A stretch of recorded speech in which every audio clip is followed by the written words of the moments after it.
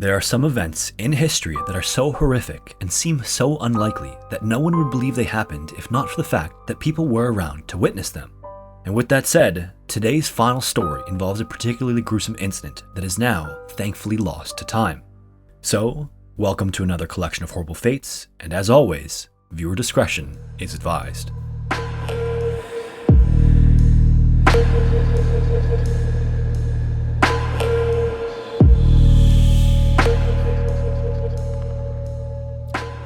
At 8:20 a.m. on June 10th, 1990, a BAC 111 Series 528 airplane took off from Birmingham Airport en route to Malaga, Spain.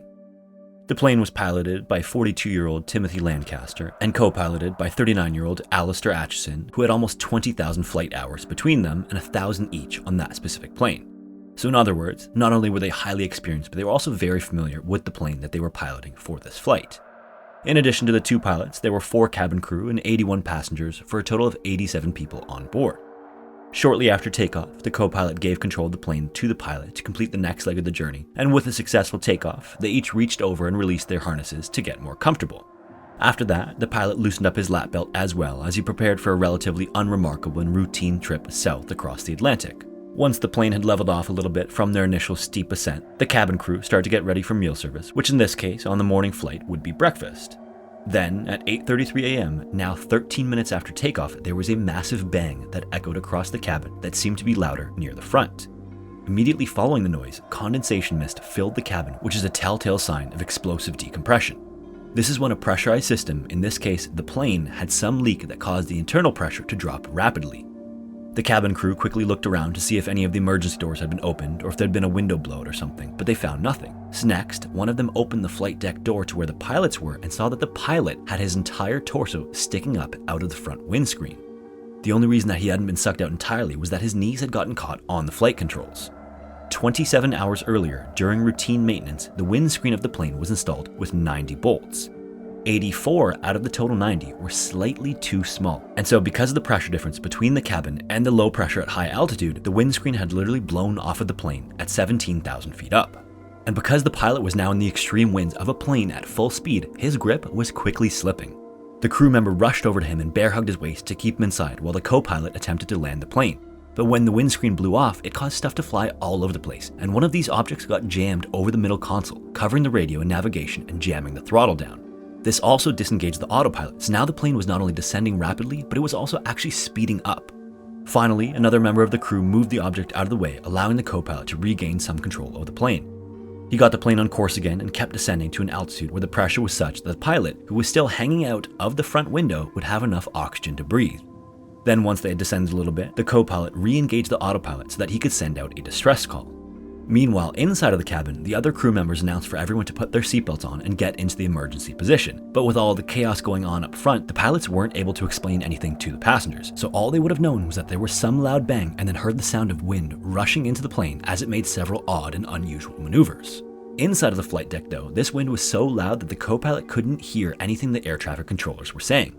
He couldn't hear the emergency procedure, he couldn't hear the landing instructions, he couldn't hear anything. And as if things couldn't get any worse, the crew who had been bear hugging the pilot was starting to get tired and his grip was also starting to slip. He called for the other crew members to help him and they were able to switch with him and grab the pilot, but in the switch, the pilot slipped even further out of the plane. Now basically all but his ankles were sticking up out of the front and his body was flapping in the wind, causing him to bang his head repeatedly on the exterior surface. During all of this, the crew even assumed that he was dead, but were instructed by the co-pilot to hold on to him because if they let go, he could impact the wing or the engine and cause a potentially even more catastrophic incident. Finally, the co-pilot was able to hear traffic control and head in for an emergency landing at a different airport. Then, at 8:55 a.m., the wheels of the plane touched down and the plane successfully landed. The pilot spent 22 minutes in the extreme wind and cold, hanging by essentially just his ankles out of the front of the plane. In it, he had gotten frostbite, he broke his right arm and wrist, and he was in shock, but he was otherwise okay. There is actually even a picture of this that was taken of him at some point during the landing, and it shows just how far of the plane window he was. I couldn't acquire the proper licensing to show the image here, but a quick Google search will get you that image. It almost looks fake because of how precarious the position was that he was in. Later, an investigation into the incident found that the bolts had actually been replaced incorrectly on the previous flight. Had this been caught, this would have prevented the windscreen from blowing out at all. The cabin crew involved were all awarded for their heroic effort to hold on to the pilot, and the co-pilot was awarded for his airmanship. And ultimately, other than the injury suffered by the pilot, everyone else on board was completely unharmed.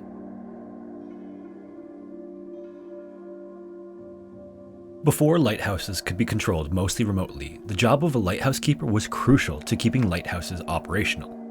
Not only are lighthouses important for basic navigation, but they also help ships navigate in the dark and prevent them from running into sometimes hidden rocks under the water surface.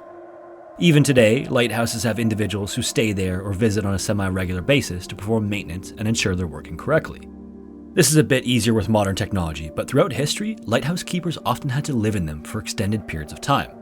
Sometimes this was with other people, and sometimes this was in extreme isolation in remote locations. And because these are on the coast or even out from the coast on islands, oftentimes they'd be stuck to weather whatever waves or storms rolled through the area. Along the English and Welsh coasts, there were several famous families who served as lighthouse keepers, and it was considered somewhat of a family tradition. The role of keeper was passed down over generations to the point that a single family would have hundreds of years unbroken where someone in the family was a keeper. One of these families was the Hall family, and one of the individuals from this family who was a keeper was a man named Henry Hall.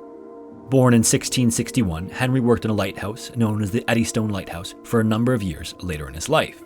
This particular lighthouse is built on an outcropping of rocks about 14 kilometers south of the coast of Cornwall, England. These are considered to be particularly dangerous because they're either fully submerged or just out of the water, making it easy for ships to miss them when navigating the area.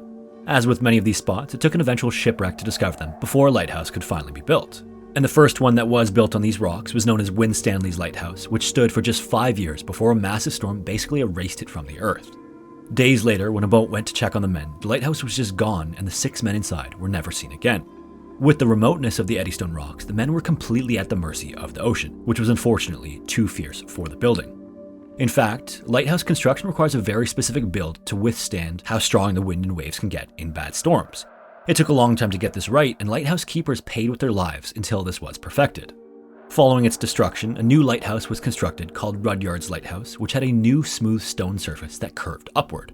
This shape is crucial to dispersing the force of the waves and keeping the lighthouse from being destroyed.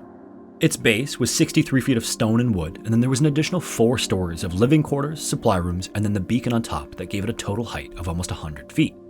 And this new construction would work great from its completion in 1708 for almost 50 years until one fateful night. On December 2nd, 1755, the now 94-year-old Henry Hall manned the beacon room of the lighthouse. Around 2 a.m., he woke up to find that the lamp used to light the beacon had ignited the roof of the lighthouse. He immediately started grabbing buckets of water and started throwing them up toward the ceiling, but with it being almost 10 feet above him, this was almost impossible. He yelled down to the other men who were manning the lighthouse with him, and soon all 3 of them tried desperately to put out the fire. Eventually, the fire was big enough that it started to melt some of the metal construction, and the molten lead started raining down on the men. The scorching metal landed over Henry's body and his face and his shoulders and burned him horribly, but despite the burns, they continued to put out the fire. At one point, Henry lifted his head to survey how bad it had gotten, and molten lead dripped down and right into his open mouth and almost directly down his throat. He screamed out to the others that it felt like his insides were on fire, and realizing that the fire was out of control now, they escaped down below to one of the other levels. They sheltered there as debris continued to rain down, and over the next 5 days, the fire slowly engulfed the entire building. Finally, one morning, they were noticed by a passing boat, but the boat couldn't get close to the shore to dock because of how rough the water was. Instead, the crew threw some rope over to the men, which they then tied to their waists and were finally pulled to safety. Henry and the others were taken to Plymouth, and Henry was finally treated by a surgeon. At this point, Henry could still barely speak because of his burns, but would be able to tell the surgeon that he had swallowed lead in the fire. This caused him to be an immense amount of stomach pain, in addition to the severe burns on the left side of his face and body. Horribly, the doctor thought that Henry's story was so unlikely, and that Henry was so unlikely to survive this, that he dismissed it because of Henry's age. He figured he was simply senile and making outlandish claims as a result. In any case, when the men first got to the hospital there, Henry was still able to eat and drink, and by the 6th day, his condition seemed to be improving. Unfortunately, the following day, he continued to decline, and then just a couple of days later, he died after a series of seizures. Then, despite the doctor's initial disbelief, he performed an autopsy on Henry and discovered that not only did he have burns on the inside of his digestive tract, but he also had 7 ounces or 200 grams of lead in his stomach. Unfortunately as well, even if the doctor had believed him, the amount of lead he ingested would have been fatal even if it had been removed. Then, in an ironic turn of events, following the doctor's report, he wasn't believed by other doctors due to how unlikely it all seemed. The Eddystone Lighthouse now stands just a few feet from the original spot on a different rock and is still operational today.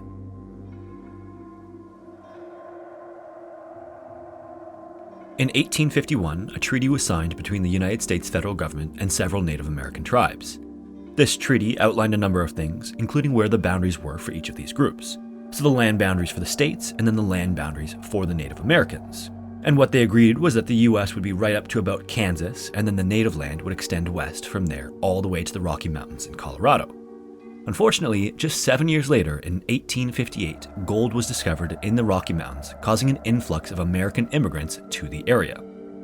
This caused tension in the already strained relationship between the two groups, as they now had to compete for the resources in the area. In addition to that, some of these individuals who had traveled west for the gold rush just settled down rather than leaving after they had finished. Obviously, the natives weren't happy about this, but instead of respecting the native lands and asking the newly settled residents to leave the area, the US government simply pressured the native chiefs to renegotiate the land boundaries. So in 1861, only 10 years after the first treaty, a new deal was put in place that reduced the original land area of the tribes to just 1/13 of what it had been prior. And again, understandably, some of the natives were very angry about this. You have to imagine that either the terms were unclear or there was some deception or corruption, because clearly this deal heavily favored the US government.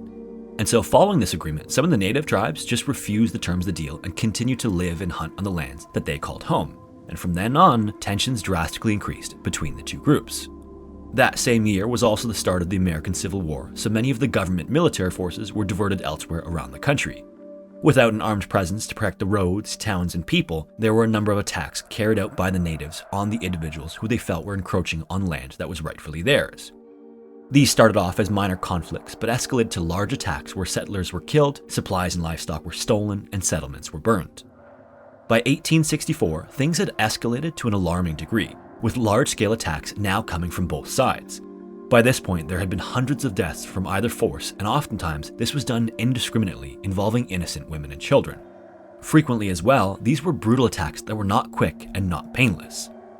At the end of June of that year, a caravan was contracted by the government to carry supplies from a fort in East Kansas to another fort in New Mexico.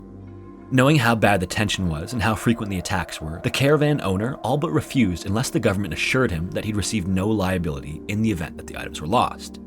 Then, with part of the payment he received for the transport, he went searching for men to act as an armed escort, but even this wasn't easy. Many of the men who'd normally be keen for this type of work were also afraid of getting attacked out on the roads. Because you have to remember, these weren't actual trains. These were wagon trains, which were essentially horse-drawn carts on dirt roads. They weren't very fast, and they didn't offer much protection. One of the individuals he managed to enlist for this transport was a teenage orphan named Robert McGee. Robert and his parents had migrated westward in hopes of a better life, but tragically, they had died of some unknown cause along the way. Following the death of his parents, Robert tried to join the army, but he was refused because he was too young. Then when the war broke out, even the group that offered him shelter had disbanded, leaving him more or less wandering and homeless when the caravan was being put together. But the caravan owner was desperate for help, so Robert was hired. He'd be placed in the front section with the goods instead of as part of the true armed escort section at the back, again because of his age. Then on July 1st, the caravan set off to make the 700-mile journey to New Mexico. At best, they could travel about 16 miles a day, so they'd be looking at a month and a half at least of travel. In the first few weeks, there weren't really any issues other than some small conflicts. The armed escort seemed to be enough to dissuade any potential threats, and there wasn't even a single casualty. Almost 3 weeks later, on the 18th of July, the group had gotten around 2/3 of the way across Kansas. They stopped to make camp a few miles away from a military establishment known as Fort Larned and assumed because of how close they were to the base, there would be an even smaller chance of an attack. In midsummer in that area, the weather is already scorching and that day was even hotter than usual, so the group decided to make camp early and get inside and out of the sun. The way they had everything set up was that the caravan was a bit ahead and then the military escort was about a mile back. Unfortunately, it seems that either by chance or because they had been watched and followed, at around 5 p.m., a group of 150 natives on horseback rode into the area and mercilessly attacked the front section of the caravan. Because they were caught off guard, they had essentially no time to react, and soon everyone in the front section had been killed. And as was unfortunately common, these were brutal encounters that were not quick and not painless. Even the military escort, despite the fact that that's what they'd been hired to do, refused to come and assist the group.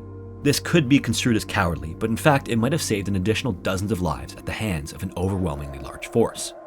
Later that day, scouts from the nearby fort learned of the attack and alerted the commanding officer. He then sent out some additional scouts to see what happened, and what they found was like something out of a nightmare. They arrived at the scene about 2 hours after the attack and found bodies littering the ground in postures that seemed to indicate they were in horrible agony before they finally passed away. The supplies and livestock had been stolen, and everything else had been burned. But worst of all, every single one of the caravan members was missing his scalp. The scouts walked around in horror as they surveyed the scene, expecting not to find anyone alive, but amazingly, 2 members of the group had survived the attack. One of them was Robert McGee. These 2 men also had their scalps removed, but miraculously were still alive. The scouts rushed them back to the fort surgeon to be treated, but unfortunately, the other man died just a couple of hours later. Robert, on the other hand, despite extensive injuries, would make a remarkable recovery and was soon able to tell everyone exactly what happened that evening. According to Robert, the group was attacked without warning, and immediately there was no hope of fending them off, even with the armed escort. They rode in so quickly and with such ferocity that the majority of the group had been killed before anyone had a chance to react.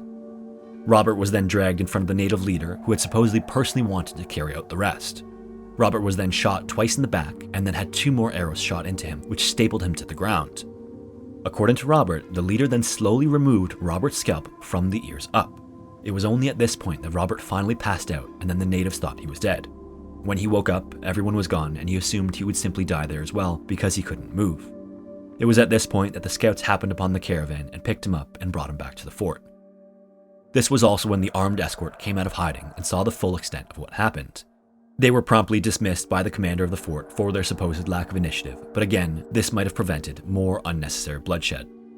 Despite how serious his injuries were, Robert would make a full recovery and live a long, full life.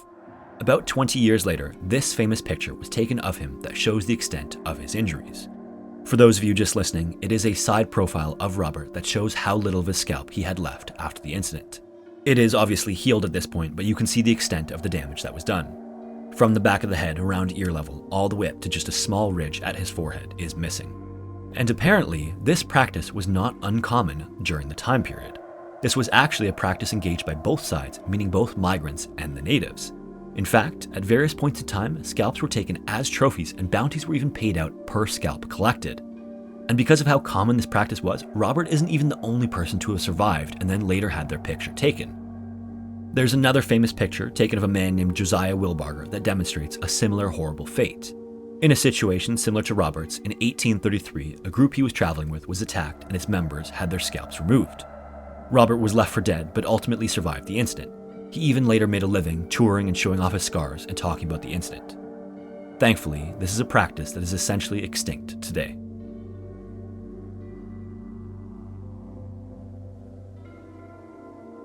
My name is Sean, and welcome to Scary Interesting. If you enjoyed the video, you may want to check out the other videos in the series. Thanks so much for watching, and hopefully I will see you in the next one.